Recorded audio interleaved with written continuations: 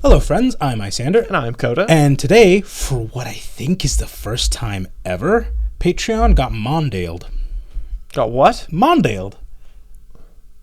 Have you never seen my favorite electoral map? Or it's a good one. Maybe I have, and it's just not... You will know... Okay, so the image will be up. You guys will know it when you see it. Some nerds will get it almost immediately. But effectively what happens is, for those of you that don't know, we have a Patreon. It's great. It's fantastic. You get a bunch of perks, extra episodes, access to the Discord, just a ton of stuff, live streams, as well as getting to be a swing state for all of our polls. Mm-hmm. For those of you outside the US that don't get it, a swing state is... Look, all of our votes matter. That's very true. That's very neat. You can call how some states are going to go. You know what I mean? Mm-hmm. Like, all of California would rather eat all of Texas's cowboy hats than vote red. And conversely, Alabama would rather transition than vote blue. Like, that's just not happening. You know? And so, because we can call those states, you can charge them. We don't need to think about them for the election. And really, you focus in on a couple that could really go either way. And were you not ready for that? I was not ready for that. I was not ready for that. The people in those states where you could really go either way, their votes kind of matter more, and they get bombarded with just tons of political ads. I'm oversimplifying a lot here, but effectively what I'm trying to get at is Patreon has a modifier that makes their votes count aggressively more. It's wild. They have swung things before, and typically they win. Didn't they swing things just last poll? Mm-hmm. But what matters for today is you handsome folks watching on YouTube were so in lockstep, you outdid it once. I had a different episode picked for this week. That's what I'm going to say. I had a different episode picked. It's already written. I looked it over, and then I counted the votes again. Is this why this script took so long? Huge to organize? Shift. Yeah. And really, I should have seen this shift coming, because what have I been doing all week? I mean, you know.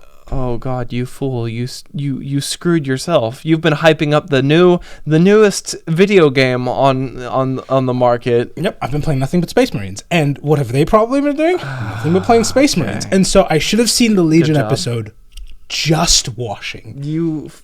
Frankly, I'm shocked it didn't happen too on Patreon, because usually too there's a little bit of a synchronicity, because it's the same people watching. It's really rare that they're out of sync like this, and I always bring it up because it's always very weird. But yeah, so today we're covering the Space Marine Legions, what exactly they are, because y'all really want to know. Cool. Maybe this might answer some questions that I had during our wonderful live stream last Saturday. Yeah, so and that's kind of the thing here. Maybe the definitive answer to what the head studs were, and I don't know. Can you...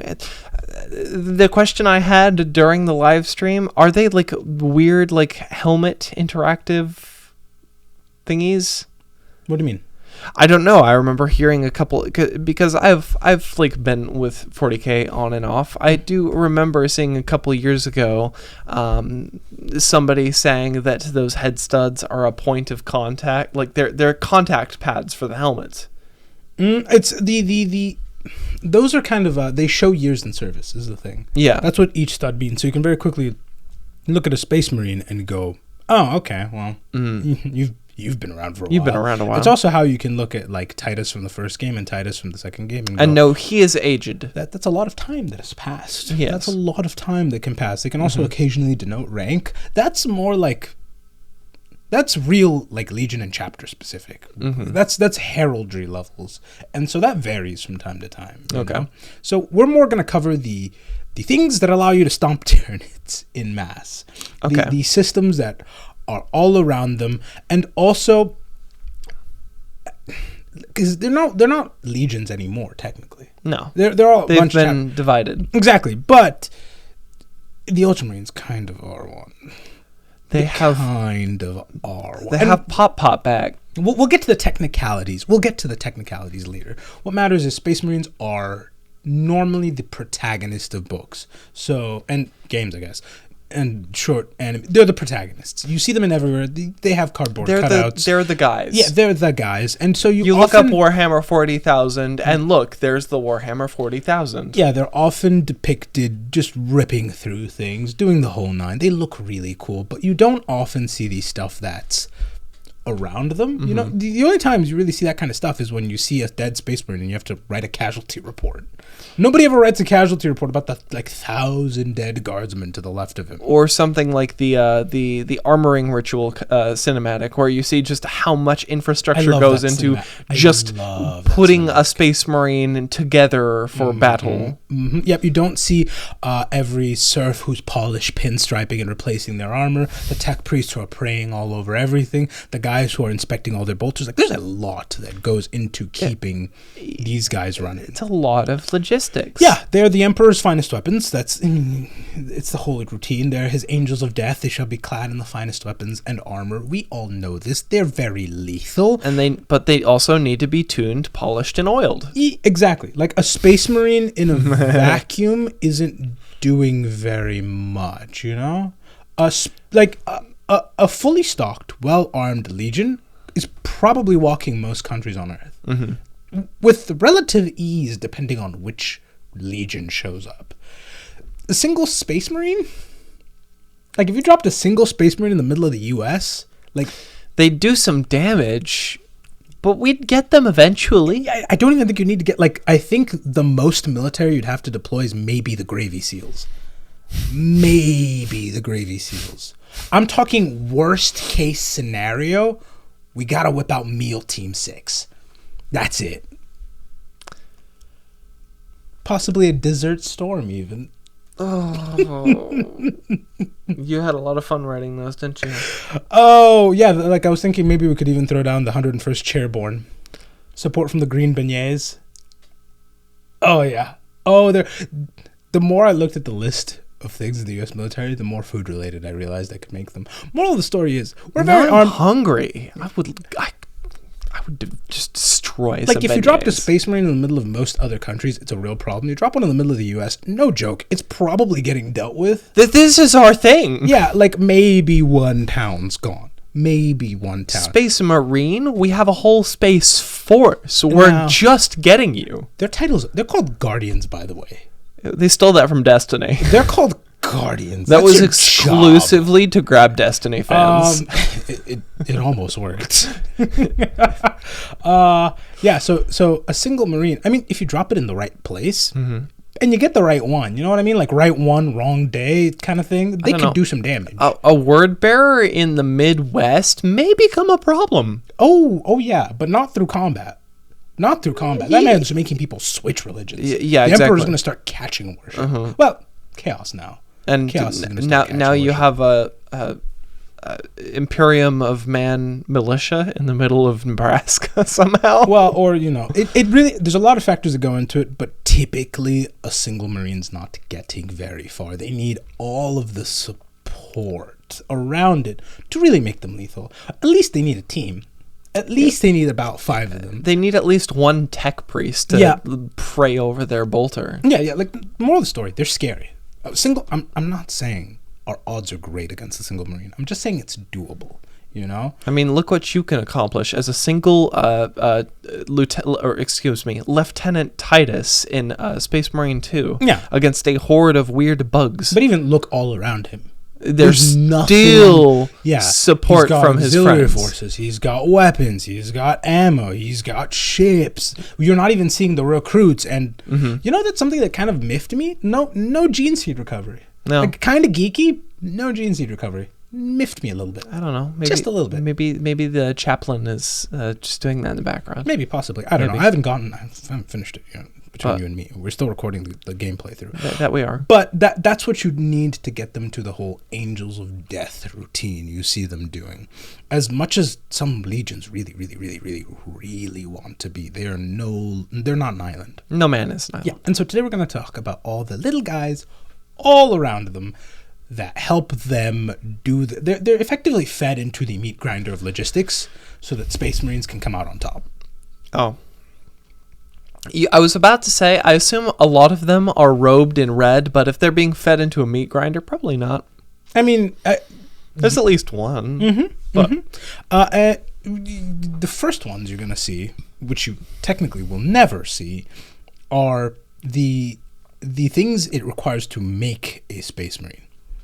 Because just like a human being, you need parents. Like, Space Marines don't just appear. It requires 2 people to make a Space Marine. They come out just like you and me.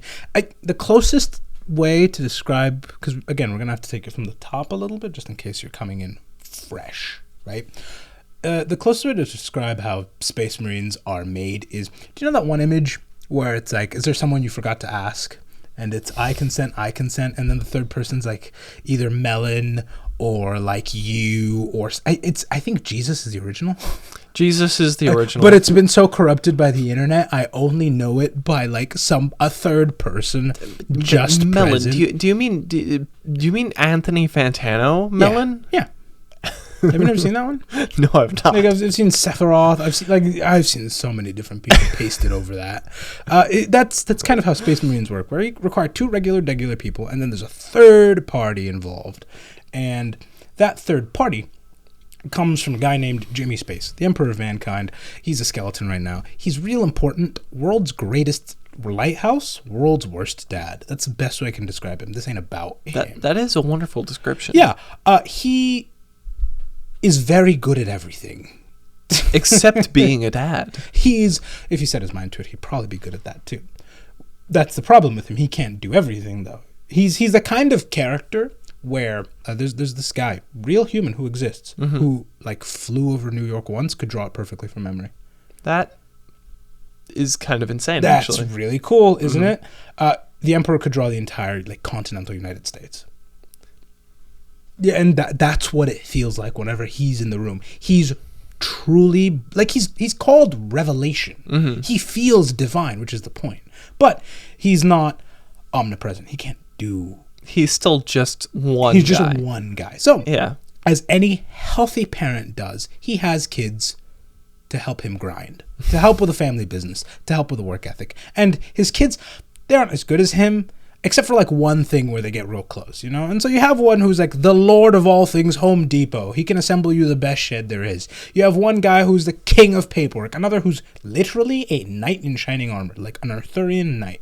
He's very cool. Another one who can vanish even if you're looking right at him. Each one is exceptionally good. Some can cast magic missile too. Like, whoa. Each one is exceptionally good at one thing that he's exceptionally good at. And then the Space Marines come from them. That's the third party who's involved. They take a little bit of them, and then they mix it in with a regular human being. Bam. You get Space Marine. A lot of surgery too. Lots of surgery. Yeah. Lots. I figure how tall are they?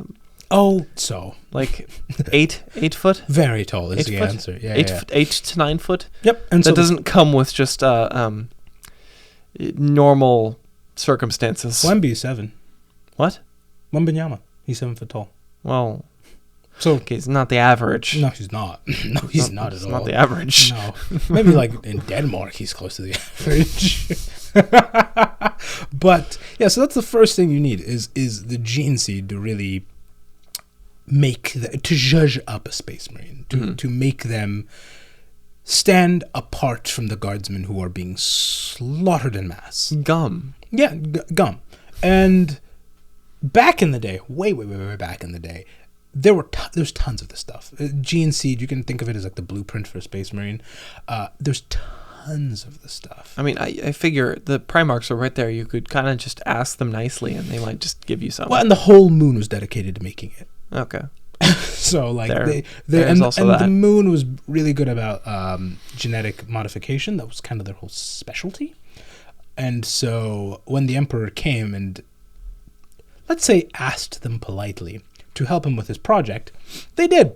And they did so fantastically. And they definitely didn't turn traitor. At all?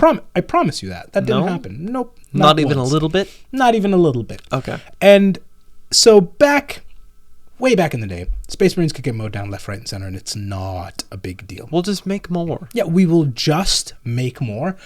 Things went south. things went very, very south. I assume this has something to do with that whole horse heresy thing? Yeah, 10,000 years of unfortunate events happens. He goes from a living being thing, Jimmy Space does, to worst dad, best lighthouse in existence, and the galaxy's ripped in half now. Like, a lot of terrible stuff happened. I think the worst being a bunch of dads left for milk and never came back. So a lot of the Space Marines just don't have a father figure. They just kind of missing. Wander around. And it varies on how bad it is from chapter to chapter, because also one of the things that happened during the 10,000 years of misery and suffering is people realized that's a lot of Marine staff concentrated in one place, so they're split up into chapters. The reason I'm going over this as legions is because people rules lawyer around that a lot. And it's how they got their start originally. It's how they were meant to function, and how they function best, frankly. As legions. And so that's why I'm going to use that term a lot. And so it really varies from legion to legion how they take this. Mm-hmm. Some are doing fine. Some are doing really, really, really, really, really great. Others are reducing, reusing, and recycling gene seed wherever they can find it, or like this close to watering it down. It's a scoosh.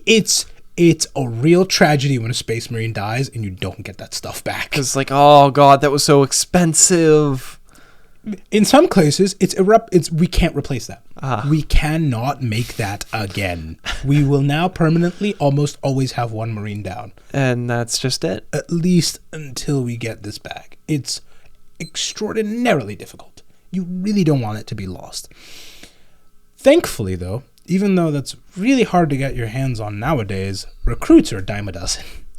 Like, to be a human in 40K is to be one in untold billions. Didn't it used to be trillions? It's a lot of people. Moral of the story is, if you didn't come out of an egg or you don't reproduce by spores, you are being outnumbered by humanity.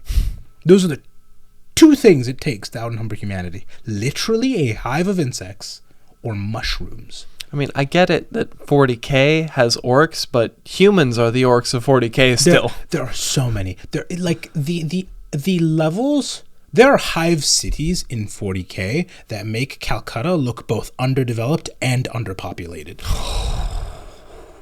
It's a lot. Oh. There are so many people. So thankfully, it's really hard for Space Marines to be hurting for recruits. Yeah. And originally, most of them came from Earth because Holy Terra, best Terra.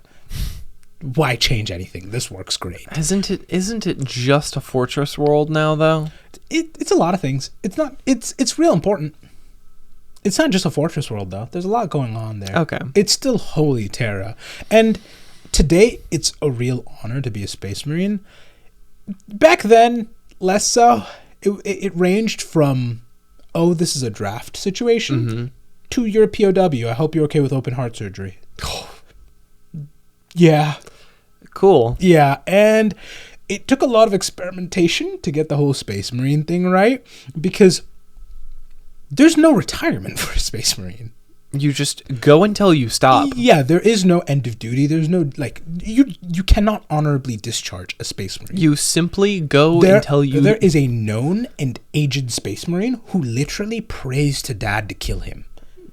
I've done enough. Please let this end. Nope, you're not done. Yeah, it's a luxury to die. Death is a luxury to die. That's my retirement plan, actually. Yeah. So, as you can imagine, your average well-adjusted human being can't cope with that properly. Also, older people don't do really well with surgery. That's just a known thing. Yeah. And so it was discovered that, since kids are so easily like you can pretty much mold a kid to be anything if you give them the right resources. Your brain is still mushy. You can kind of just sculpt it into whatever. Yeah, and then on top of that, like, kids are made of rubber, man. Like, we've all seen a kid run full force into a solid object, and so long as you don't freak out, they won't freak out. Like, are they bleeding? No. Was it hard enough to be concerned? Not particularly. Do they appear concussed? Not really. Don't freak out. They're fine. Just smile. They'll be fine.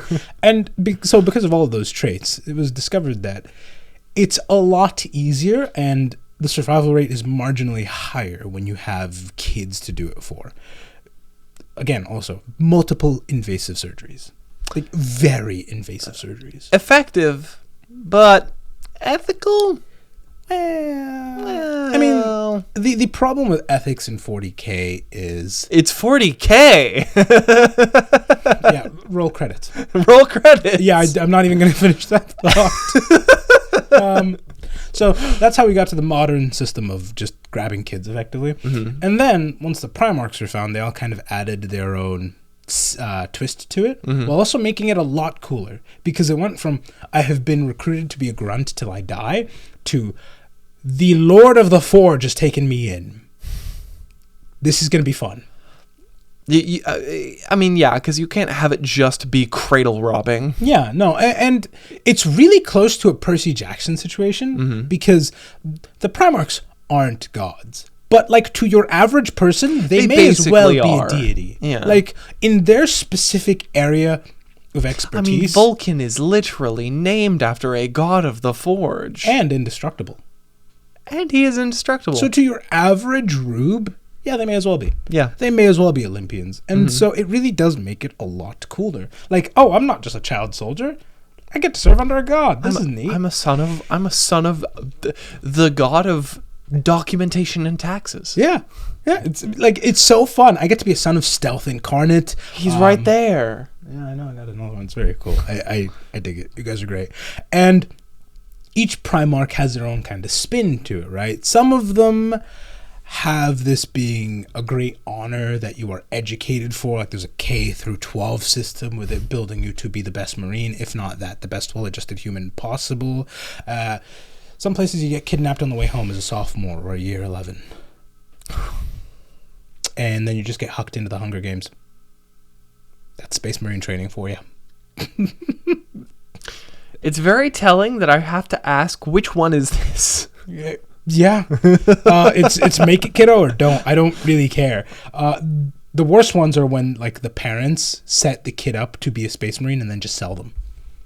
Yeah, that's a really icky one that happens. That's it. Like, your parents can canon sell you, and some Marines will buy you. Mm-hmm.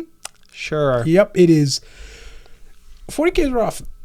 40K is real rough. 40K and ethics are not words that go together. Mm-hmm. And by the way, like, all of that, and you aren't a Marine yet. You just qualified for basic. Yeah. You know, the basic might get you. If the basic doesn't get you, the advanced training might get you. If that doesn't get you, just getting the Genan Seed put in you might do it. If that doesn't do it for you, the surgeries will for sure. And if that doesn't do it to you, congratulations, you're a Marine now. But I mean, also... And then your first deployment could get you. Look at you, you little trooper, qualifying for basic at, like, 6 years old. Wow. Yeah. In a way, Space Marines can really be an orphan-crushing machine. Like, you look at the recruitment, you look at how the survival rate looks like at the end of it all at some of the worst levels. It's pretty bad. It kind of looks like an orphan-crushing machine at times. But... Just a little bit. They make it look so cool, man. They make it look so cool, man. Listen, you see a big guy in blue just, like, cutting through a sea of green with a massive, like, chainsaw as a sword, and you're like, whoa. I think it's pretty cool. Cool. It's pretty cool. Like, let's not look at the other, like, 500 that didn't make it to the step. There are plenty of people who look at Space Marines in canon as this, like, the way you look at superheroes, because they're real close to it. And then there are others who dread their existence. It really depends on world to world and who's trying to recruit you. And like I said, they're no longer legions, they're chapters. Some have gone off the deep end, and some have really kept it together and, like, stayed sane. I mean, look at something like the Carcadons, where they will arrive silently, ask nicely for some supplies, leave, and then go terrorize a village of traitors. Yeah, just don't be a traitor. With big chainsaws on their, like... Just don't be a traitor. The hidden blades from Assassin's Creed, imagine if those were chainsaws. It's not that bad. It's perfectly fine. It's normal, even. If you do manage to survival of training, but critically not pass, you can wind up as the next thing that helps keep this machine going, which is the serfs, who are really forgettable. I've yet to see them in game. I'm going to be honest, which is kind of miffing me. They are, well, I don't know. It's in the name. Serfs. It depends. So some chapters have their own twist on it. It's very fun, but on average they're called serfs. Okay. They are the unsung heroes. Space Marines need their toilets cleaned. There's no two ways about it. They need their boots shined. The floor needs to be swept. This is where they come in. Mm-hmm. Unfortunately, it's the kind of situation where, yes, a Space Marine could probably clean this ship better than anyone else. However, we need him hyper-fixated on murder. Because none of you are going to do it as good as him. I would argue that most Space Marines are treated more like weapons to the Imperium anyway, and I'm not going to sweep the floor with my gun. Yes.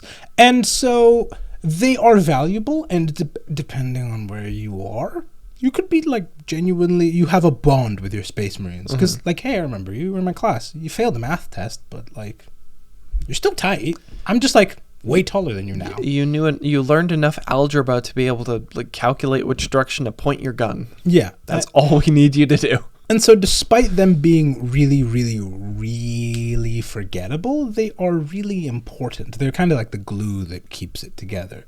If you're a serf, typically your kids are going to be serfs, which really does, like, you've screwed your bloodline. You've lost. I'm sorry. You've lost for not only you, but everybody who will precede you. Yep, you lost on a generational level. Your loss will be felt for generations to come. Ah, cool. Yeah. Yeah. This is 40K. Yes. And it's seen as being a great honor. You get to be like the squire to a knight in shining armor. Not the most glorious position, but still you better get a good than standard of living. You get actual education. Better than being like a potato farmer or something. Yeah, and you do get some combat skills. You almost made it to Space Marine. You almost made it to Space Marine. If you're around Space Marines, I feel like it's mandatory to have a little bit of combat skill because you are guaranteed to be in a danger zone. Yeah, exactly. And so it also, the relationship depends. In some chapters, like for example, the salamanders, they're super buddy with them. They're super it's the salamanders. Like, I feel they would definitely like train them, like take the time out of their day to train them on how to better be at arms. And then like the Space Wolves, they call their serfs mortals, which, like, come on. The Space Wolves are so extra. I love them. It's so funny. It's an honorable and valuable part to like the Imperial Fists, who like they're the engineers of the bunch. They're the engineer corps of the bunch, and so they value them. Like, if I'm the guy drawing up the plans for this building, you're the construction crew. I dig you. I'm not going to fight with my crew. Or if I'm the guy building, like, or designing and engineering, like building the big construction project, you're the guys who are doing the geological surveys to make sure that this is a good location to do this at. Well, the Imperial Fist would do that themselves because they're better at it anyway. They're real good at this. I'm trying to like use the Army Corps of Engineers as a jumping off point for them. Yeah. As an inspiration for them, and I don't know, that's what they do. So, and then you have the Iron Warriors, who, if they thought you'd make for better insulation, they'd use you for insulation. They don't care at all. And that's true for most of the Chaos Legions too. If you're a serf for them, woof. First of all, it's probably non-consensual. Second of all, you won't live for long. I mean, maybe the word bearers would treat you a little bit more. We haven't covered them. Decency than the rest of them. I will just say the word bearers have a very high rate of not having uniform skin. Yeah, there's a lot of demon stuff going on there, so you don't necessarily want. I mean, you don't want to be you don't want to be a serf for any Chaos Legion, I figure, but I don't know. I'm trying to think of which one would be the best one. Maybe the World Eaters, because at least they'd end you quickly. Yeah, no, it's swift. You weren't strong enough. That sucks. That Moving sucks. on. Okay. Sometimes they're charged with guarding really important things. Like the Space Wolves have them as like they have an elite variant of their serfs who guard their most beloved of places. Same thing with the Imperial Fists, and that's really, really cool. And then there are some who, like the Dark Angels, refer to their serfs as knaves. That is a cool name. You are one step above a servitor. But that's also like not a good position to be in. Really cool name. I don't want to be called a knave. I'm sorry, that's not that cool to me. A knave. I'm trying to think. I don't think you understand how low this is. You are one step above a lobotomy. Okay, I do You have. are one step above a lobotomy. I see where I'm getting the coolness factor from that. I've always associated like the knave with like a thief tricksters in No, you are a knave. fantasy media. No, it's not pleasant. No, it's not pleasant. And then on the other hand, you have the salamanders who trust their serfs enough to brand them. Yeah, because the salamanders are really big into the whole like self-branding thing. Like it's a whole thing. I mean, the salamanders are a lot. We've done an episode on them. they have. Very good. Don't they just have like just as a proxy of being on the planet they're on naturally fire retardant skin? They have a very high heat resistance, yeah. Okay. But like for example, a lot of them like they have scripture branded on them, that kind of stuff. Sometimes the serfs who help them do it. So long as it's not like done with a 10-ton, because some of the stuff they use is ridiculous in scale. So you need a Space Marine to do it. There's a picture of Vulcan working his forge Yeah. that I love putting every time we mention Vulcan, and that hammer looks like it's the size of me. Yeah. Yeah, So- exactly. Well, Vulcan's exceptionally big. And so that kind of shows the breadth of what they can be trusted with. Sometimes it's nothing more than cleaning the toilets. Other times it is, I have come back. Your job is to make sure everything is ready for me. I'm just going to go take a nap. Have fun. And so sometimes it is fully servicing, cleaning, and then handing all of your armaments and armor over to the Mechanicum to give a final look and then pray over it and then give it back. I assume you're describing the Ultramarines. No, it really depends. It's not just them. Okay. There's some who genuinely help keep like spreadsheets in order and stuff and help with the logistics. That's fully them. Other times they're doing the construction work. They're just really, if you need a menial task done, they're the guys you go to. And occasionally you'll do it with respect, or you will shout, "Get this done, knave." Yeah, which.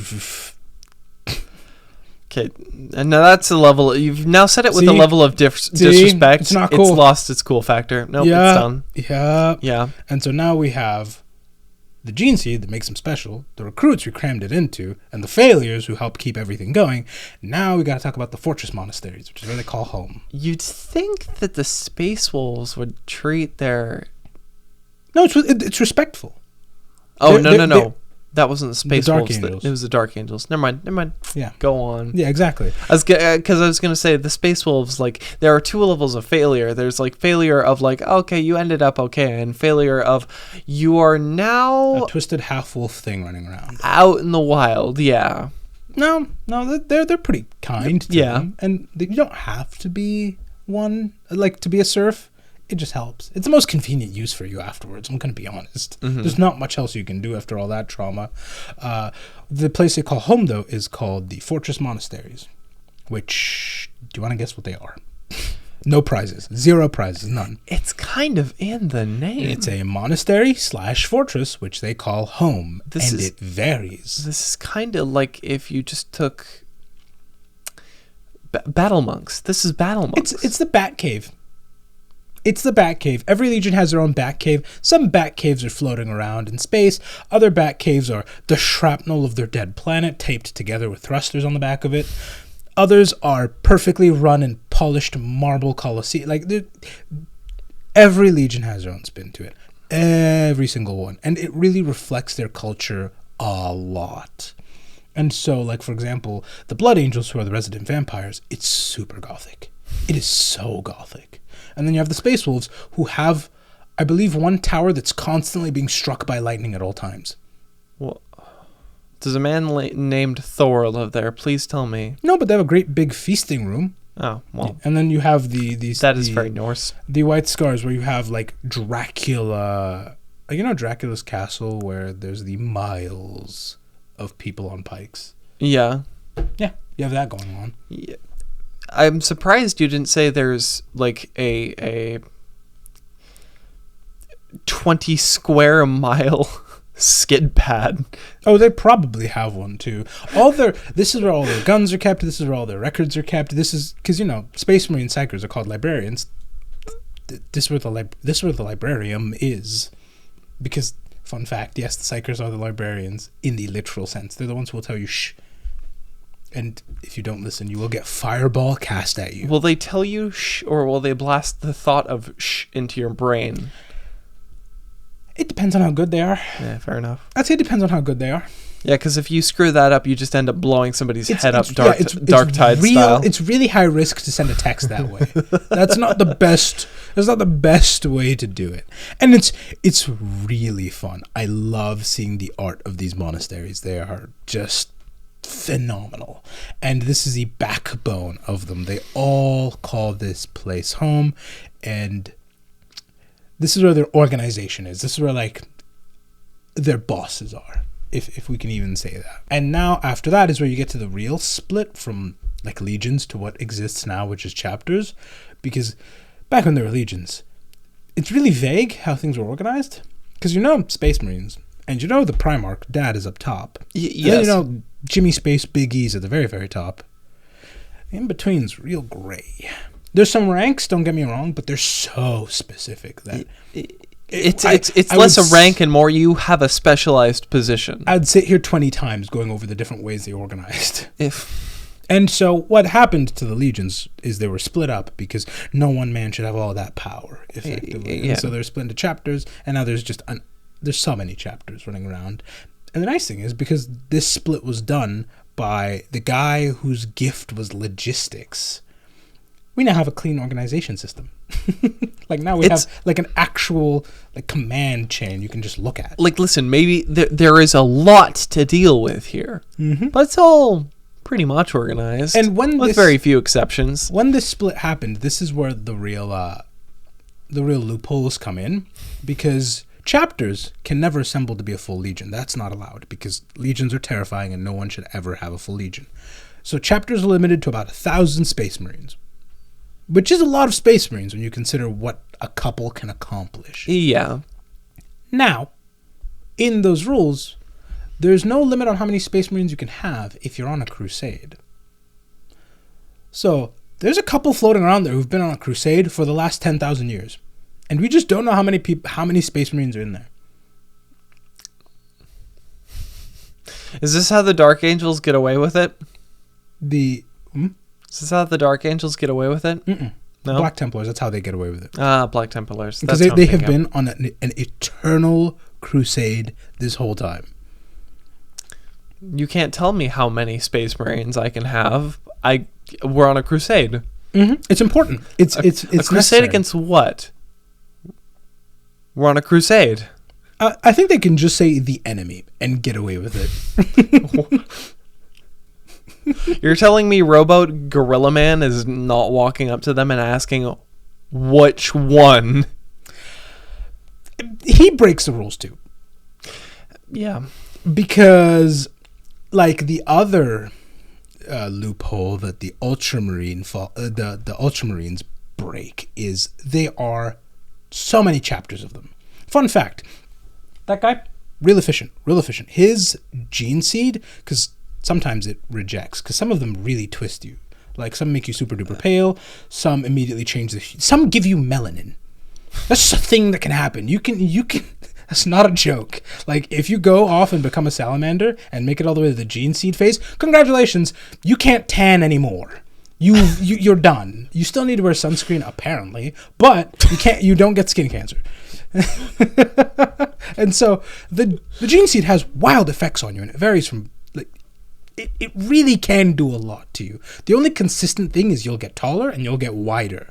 Like the image of you will be clicked and dragged in different sizes. You'll become bigger. Beyond that, it really varies. His is vanilla. Like, it just works. It's so milquetoast and effective that it's got a really high uptake. And then you pair that with the fact that he's the guy with the K through 12 system and clean surgical labs. And then you realize this is all standardized. No, half of all Space Marines related to him. Because it's just so easy It's to just make them. so easy to crank them out for him that, yeah, you now have half. Like, you throw a rock at a Space Marine in cannon, It's 1 an in 2 Ultramarine. chance it's an Ultramarine. Yeah. Or it's related to him in some way. I think that number's been changed because it was really absurd when that came out. But if it hasn't, then... Well, I mean, it still makes sense. The one Primarch whose gimmick is, I'm the best at Factorio. But the loophole he gets into is he's got such high numbers, but they're all each individual chapters. But he's also the only Primarch who's still around. The only one who really matters. The Lion's doing his thing, but he's not back. He's the only Primarch who's still around and interacts with his kids. So, yes, these are all chapters who are related to me, and all individually do their own thing, unless I am in sufficient enough danger, and then I command them all, not as their father and a legion, but as Lord Commander of the Imperium. It's different, trust me. And it's like, dude, you're stretching the rules a little bit here. He's not the only one either. The Blood Angels do it too, where there are quite a few Blood Angels chapters, but they're all a part of the Sanguinary Brotherhood and will be there for each other, i.e. acting like a full legion if they need to. So the rules are disrespected very often. I'm not gonna lie. It's a rule on paper. Things are getting so rough, people are skipping that sheet of the paper. Listen, if the situation arises where we can't just we deal with this with 1,000 Marines, I'm just going to break the rule. I will ask for forgiveness, not permission. Because if I try to ask for permission, I will not have the opportunity to ask for forgiveness. Bang on the money. And so that is one of the biggest changes that has happened. Beyond that, though, most chapters you bump into will follow the rules, because most engagements you see aren't big enough to warrant rule breaking. Like, we all know the Black Templars are breaking the rules. There's been nothing bad enough for all of them to show up. We've seen a lot of them. We've not seen the full force show up. I mean, even if they did, I'd imagine they're so cagey they wouldn't tell anybody about it. Yeah, you still wouldn't be sure you've seen them all. No. We've seen the Ultramarines do some full Legion stuff. But again, it's usually like real bad. It's really, really bad. Well, also, they're so compacted into Ultramar that it's just like... it'd be impossible to separate them. It's like trying to divide San Francisco and all of the other satellite cities around them. They're all basically San Francisco. I don't care if this is technically Silicon Valley. You're going to upset someone with that. But the Ultramarines are the exception. You will see them kind of acting, despite the fact that they're the reason we don't have legions anymore. You will see them acting like a legion real often. Within the chapters, though, you have... kind of like the big four. You have the librarians, who are the psychers. They're the record keepers. You don't really screw with them because it's a Space Marine, scary enough, can cast spells. I don't need that. You win. It's a Space Marine who can not only blow your head up with a thought, but could probably blow up the rest of your bloodline's heads with a thought. And the thing I love the most about the librarians is they tend to follow my favorite thing about D&D, which is flavor. Like, it varies from chapter to chapter. Like, there's this group called the Space Sharks, and their librarians will, like, make the earth beneath you roil, and then, like, massive jaws will eat you. I love that. I simply love that. And it varies, again, from chapter to chapter. Each one has their own, like, little twist on the spells they use that reflect who they are. And I just, I love it so much. I love it so much. They kind of go hand in hand with the chaplains, who are... they're the spiritual leaders, effectively. I mean, the name kind of insinuates it. It's very weird because most Space Marines have not bought into the whole the Emperor's a god thing. But they still have chaplains. Really? Mm-hmm. Most haven't? Most Space Marines don't. It's the oddity for a Space Marine to believe that. Really? Mm-hmm. His angels don't believe in him. Well, they believe in him, but they not don't like refer that. to themselves as his angels. We're just Space Marines. Mm-hmm. Okay. Like they don't buy into that at all, because you lose a lot of the mysticism when you see them for what they are. You know, it's one thing to see like the emperor of mankind who can do no wrong, and it's another to have like your dad complaining about his grandpa. Like, it really robs the mysticism. You lose a degree of separation, and you're like, oh, this isn't special. This is just family feud, but like one of you can break a hole in the fabric of space-time. And so the chaplains are really weird. So it depends. For the chapters that do believe in the whole imperial cult thing, they do what you think they do. They are battle priests. It's so cool. It's so cool. For the chapters that kind of don't believe as much, they still play a very big role, but it's more of like a spiritual council kind of a situation. When a Space Marine dies, they do the last rites for them, give them a respectful burial. That kind of a thing is what they really do. The funny thing is, way back in the day when they were the full legions, the chaplain's first role was almost like a therapist in a way. I mean, just playing through the first couple chapters of Space Marine 2, it seems like the Ultramarine chaplain is more like an advisor to Titus in the game. Chaplain. Well, so not to get pedantic. Is he? He's got an Ultramarine. He's a member of the Death Watch. Okay. At least as far as we've played. Anyway, he does seem like he's more of an advisor to Titus than anything else. Yeah, and way back when because there was also a whole thing that happened where people weren't cool with people casting magic. We're just gonna gloss over that. Psychers are dangerous. Shadow Wizard Money Gang, you're not casting spells. We're tossing you in a pit. Yeah, every time you cast a spell, there's a 1 in 10 chance like a demon walks in if you're not good at your job. It's using spells in 40k is real hazardous. It's really hazardous. And so for a while there, we just banned them because demons kept walking through, for lack of a better term. Listen, if you roll a nat 1, you will just summon the god of kill us all. So we're just going to not roll the dice. And depending on the kind of spell that you cast, like Fireball at the 9th level, something bad's coming if you roll wrong. Something horrific is coming through if you roll wrong. So, and that extended to Space Marines too.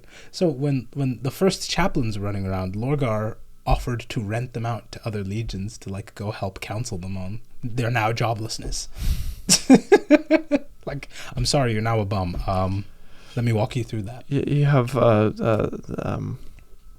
layoff counseling? Yep. Pretty much like career counseling almost. Like, hey, you can't cast spells, but hey, you can still fire a bolter really well. You're not useless. You still have these hands. Yeah, and you can still like punch clean through a person. That's one of my favorite animations is the Astartes animation where he punches that guy and there's like no resistance. He just goes clean through it. Mm-hmm. It really shows how strong they are. And the other one who's immediately on the double tap instincts.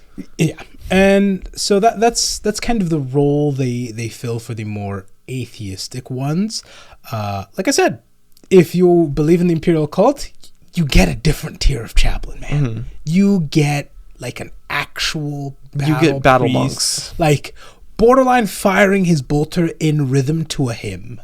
Like they're about it. It's wrapped in the imperial equivalent to a rosary, I assume. Mm-hmm. They have scripture like tied to them all over the place. Like I've seen the seals, yeah. Mm-hmm. They're very cool. They're borderline more fun in those situations. Each legion kind of has their own spin on it too. Like some like the salamanders call there's the voices of fire. That's really cool. I was expecting something more 4G, but that's still really cool. The Blood Angels call theirs the wardens, who are more kind of like rule enforcement more than anything else, really. Which is still important. And then you have the typical like chaplain, which is exactly what you'd exactly expect. What you think it is. Yeah. Next up are the apothecaries, who are the Red Cross for Space Marines. I mean, it's medic. Yeah. Yeah, I mean, they're the ones you will see extracting Genan Seed. They're the ones who you will see usually with a white arm, typically, and like a backpack with a bunch of gizmos sticking out. Oh, they really are the Red Cross. Yeah. They can both rip through as many enemies as is needed and do battlefield surgery. Probably at the same time? Yeah, probably. The scalpel one hand, bolter the other? And also when recruits come in, they're the ones who give them like the whole physical inspection thing. Which, God, I'm sorry. The physical annual physicals are rough enough. A Space Marine hand really would make things worse. And I'm just going to leave you with that. So, that's their job. That's what they get up to. I don't like that image. Thank you for that. Hey, it's a part of getting checked. Sure. It's a part of getting checked. Thank you. Well, testicular cancer is a thing. You should get checked, boys. There's no shame in it. It's worse if you go that way, which actually, unfortunately, does happen a lot because a lot of guys just don't get checked. They just don't get checked. They don't know. That was your tip for this episode, I guess. Go get checked. Feel no shame. Asking for help is not a problem. Dying is. But yes, that is their main job. I hope they don't do it with armor on. So Cold.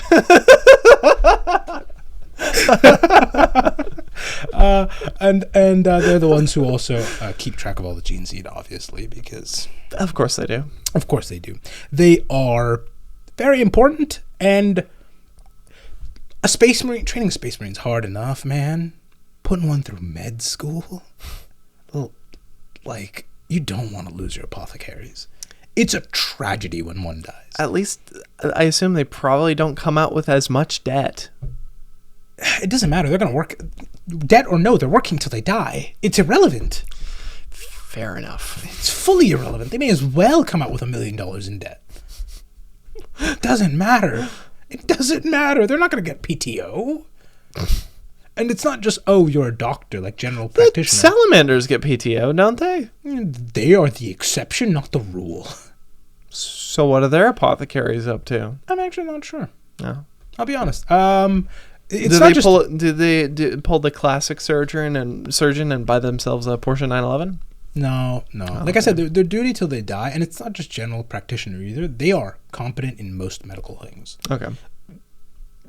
Surgery from head to toe. They're qualified for it. Which battlefield neurosurgery? They could. And so honestly, impressive. You recognize you hear that and suddenly you realize, wow, you were probably in school for 40, 50 years on top of the Space Marine training. So like minimum by the moment you walked in, you were 100 years old. Good for you. Yippee-ki-yay. You know, like they go through it. They come out of training already with one like skull stud, and everybody around them is just like, oh wow, you've been in service so long. It's just like, no, I've been in school so long. Yep, they're very resource intensive. Librarians are too, but they're intensive in the other way around, where being a psycher's rare. So losing one's real rough, just because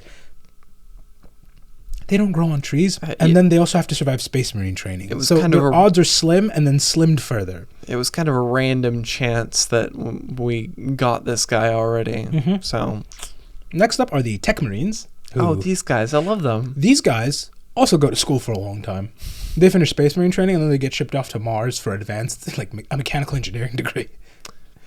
And these are the STEM kids of Space Marines. Yes, and they come back sketchy.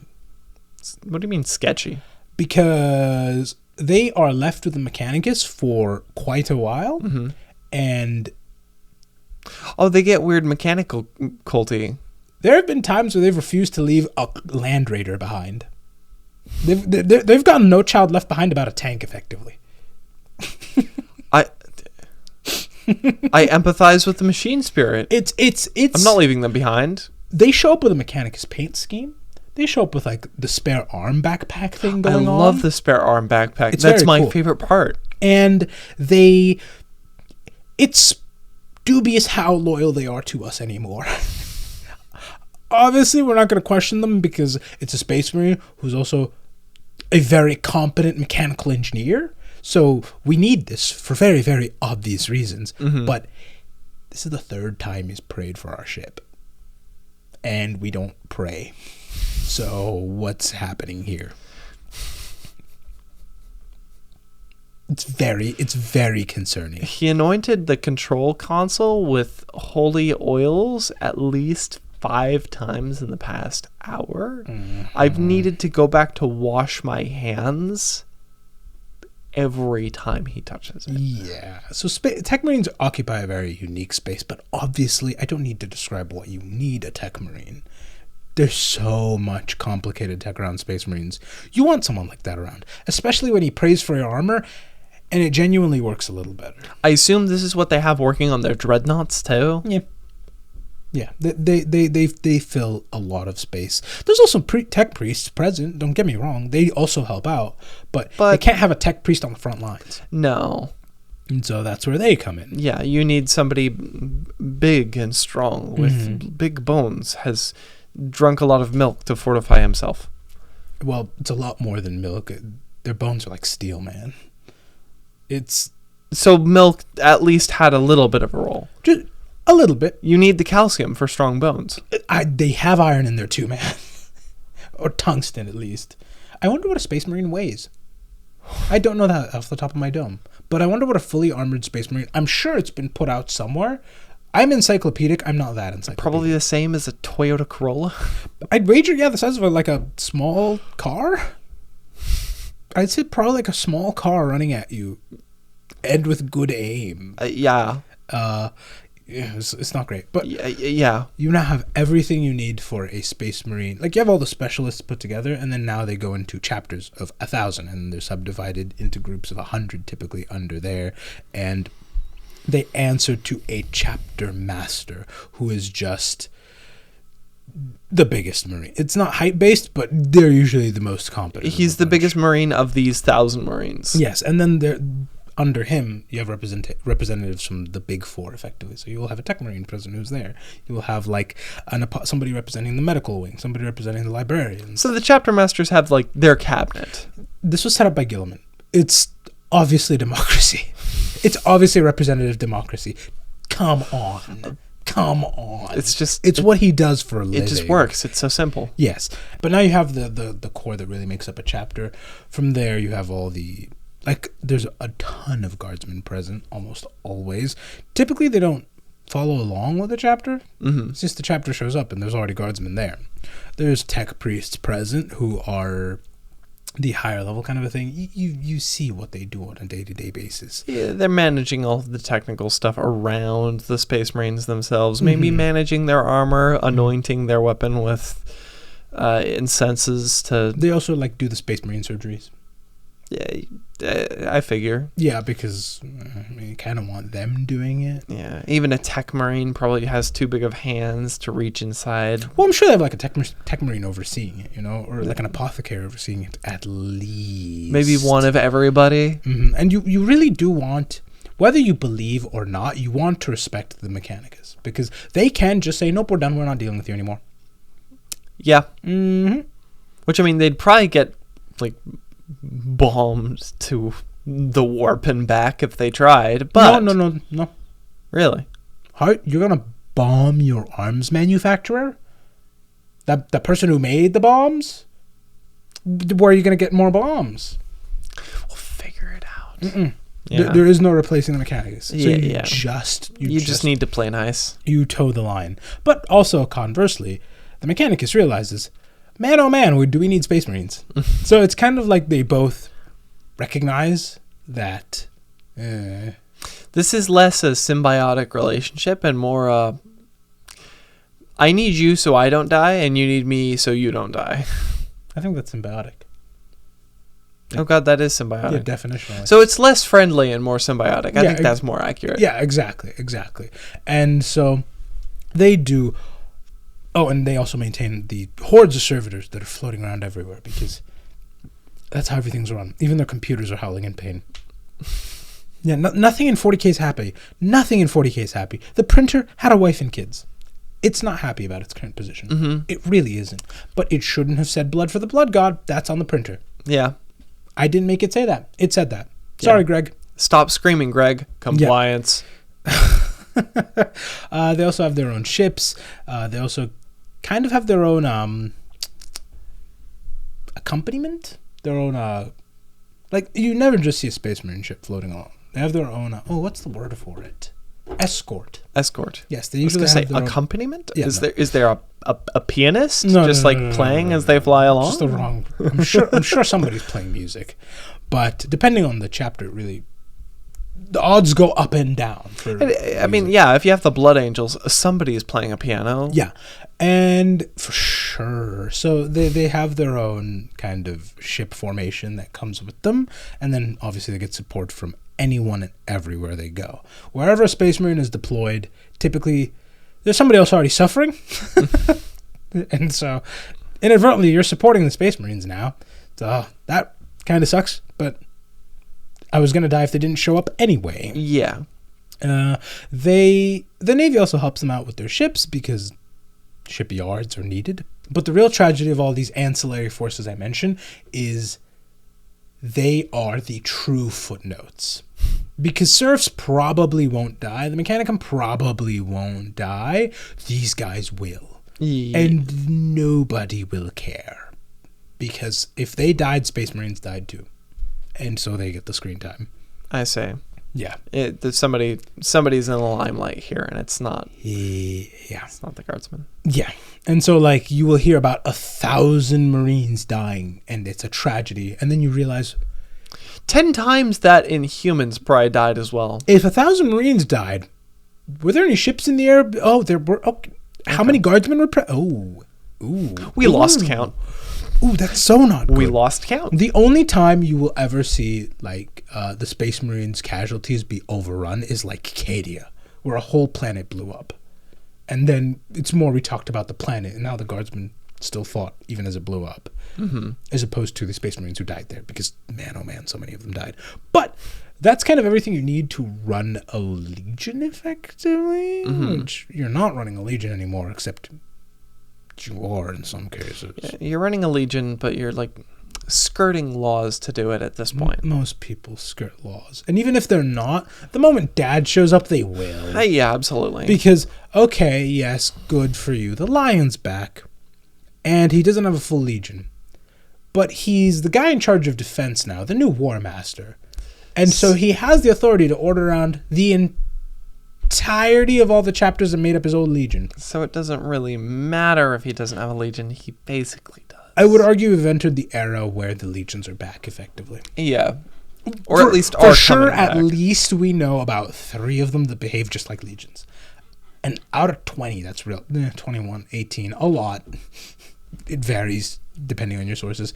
That's a big chunk. And I only suspect we're going to see more and more, especially as the Primarchs come back. Yeah. So I got to turn it over to you. What do you think about all the stuff that goes into making a legion? I think there's a lot. There's a lot. I do love that chapters are just a representative democracy of the technicians, the medics, and the priests. Well, then there's a couple of people below that. Like the Dreadnoughts have a voice too. Oh. Like That's it, cool. It was done by the Ultramarines. Yeah, I wasn't going to dive into the full command structure, but it's really well highlighted. It's very clean. You can follow it easily. It is very funny that it's not necessarily like ranks. It's pretty like you're in this box, but you're like a specialist within this box. So No, I just covered the specialists. There are ranks. Oh, okay. Okay. They're full proper. Do you want to go over the ranks? I figure we'd be here forever. No, not really. There's only a couple. Really? Yeah, it's standard career progression, you know. And so like you start off like you can wind up as a chapter master. It takes a lot. I figure it takes a long time. I mean, looking at Kylgar, I can tell he's been around. But like for example, you start as an aspirant, which is when you're aspiring to be a spaceman. You you're haven't been recruited yet. You're kind of being looked over. And then you're a neophyte, where you're like you get to be a scout for the Space Marines. This is before you're a full Marine, by the way. Yeah. So this is a big thing that kills a lot of people. And then you become a full-board battle brother. That's when you're in the Astartes. Like, good for you, you're a Space Marine, yippee-ki-yay. You then become a sergeant, and then a lieutenant, a captain, then chapter master. Okay. And so, while it does change, there's a couple of roles that vary. Specifically, like, the importance of... In some chapters, for example, the chaplain is stupid high. In others... they're I stupid can low. imagine, in the word bearers, their chaplains are pretty, like, high up there. Exactly. And then, like, you have veteran Space Marines who have a different role depending on where and who you're talking to, you know? Where some see them as, you are the greatest source for knowledge because you've been there. You've done it. I'm obviously talking to you. It's the whole fear the old man in a young man's game, effectively. You know? And so they are... that one is... There's a couple of things that change, but for the most part, that's the typical way you'll go about it. Okay. And then in there, too, somewhere is the Honor Guard, who are... the best of the best and kind of just protect the very important people.